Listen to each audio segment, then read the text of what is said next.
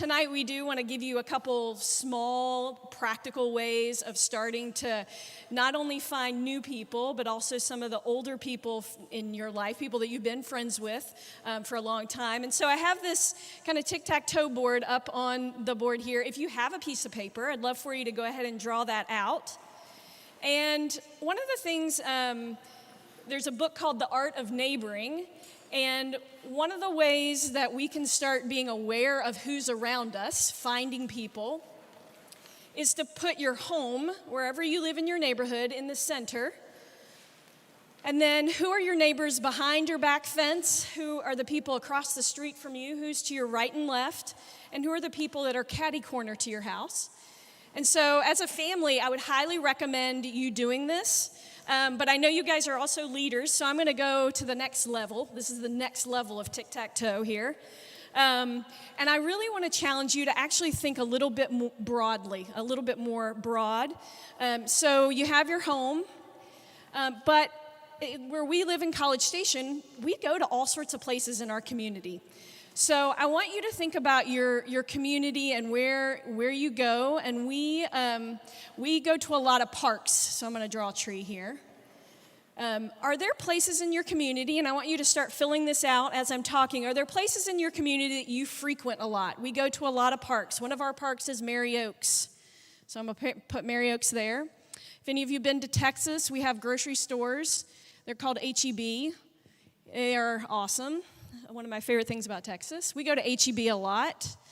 We go to another park with some soccer fields called Vets. It's Veterans Park. Another place, actually, Chris and I work a lot at the church, but there's a lot of apartment complexes around our church. So we'll just say the GBC community. We also have an apartment complex that we don't live in, but a lot of our people that we train live in. So we've got our apartment complex at the Ridge. Are there places that you can fill into some of these squares, or places that you go a lot? My son actually loves the library. And if he were up here, he would put the library on there. He knows like all the librarians' names. He just checks out tons of manga and loves that place. So that would be on his square. As a family, where do you go?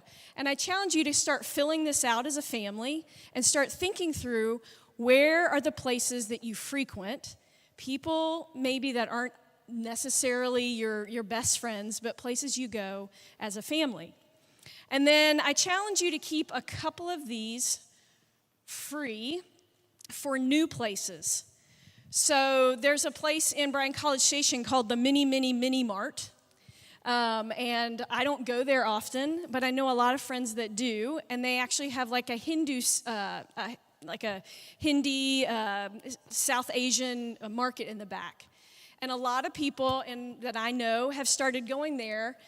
So I want to challenge you to start thinking about like ethnic grocery stores. Are there some of those in Lynchburg? There's a couple. Think about maybe a gas station in a neighborhood that you don't normally go to. Just go out of your way one time to fill up. And go to a different gas station. And somebody said recently this week, don't pay at the pump, go in and pay and see who you meet at that gas station. That was a great idea, whoever had said that. Also, parks that are not necessarily in your neighborhood. So as a family, I think it's hard because we get into rhythms of going to our normal places. But when you're looking to meet new people, you really have to choose a new place. And you have to choose a new rhythm or, prioritize going to a new place. And so as a family, Chris and I, our kids, have done this over the years. And it's been exceptional in meeting new people.